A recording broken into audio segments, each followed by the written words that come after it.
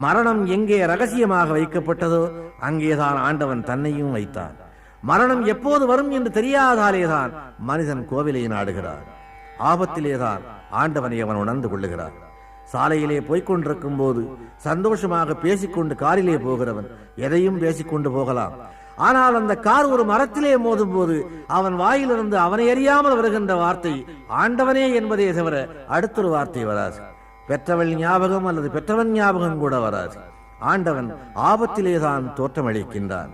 ஜனனத்திற்கும் மரணத்திற்கும் இடையிலே அவன்தான் அந்த பாதையை உருவாக்கி காட்டுகின்றான். இன்ன தேதியில் இன்ன காரியம் நடக்க வேண்டும் என்று விரும்புகிற எவரும் அந்த காரியத்தை அடைந்து கொண்டே போனால் ஆண்டவன் ஒருவன் இல்லை என்பது உறுதியாகிவிடும்.